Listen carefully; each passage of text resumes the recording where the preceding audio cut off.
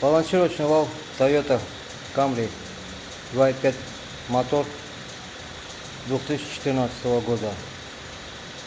На холодный мотор при запуске секунды 2-3 давал такой шум, металлический такой грохот, и потом пропадал.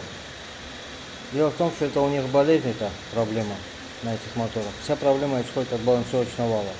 Вот эта шестерня, она устанавливается здесь, и внутри здесь у нее вот здесь такие зубцы, и вот такие стоят типа из пенопласта, ну что-то вроде похожее, да, только с крепкого материала,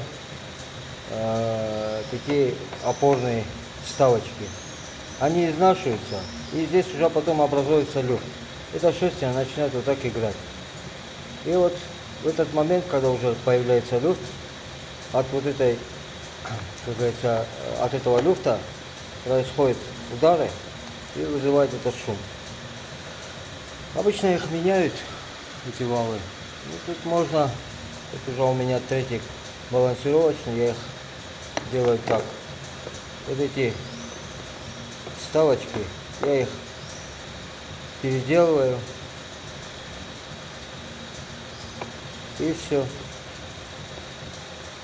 Убираю этот люфт. Главное самое убрать люфт отсюда, чтобы он не был, этот люфт. Максимально его убрать. Там, если до полмиллиметра 0,3 останется люфт, ничего страшного. Главное максимально его убрать. И все, он больше стучать не будет. И обратно это все запрессовать сюда. Да, а его снимать здесь не проблема. Вставочка, она вот так садится сюда, сверху шестерни. Ну и выпрессовывается отсюда.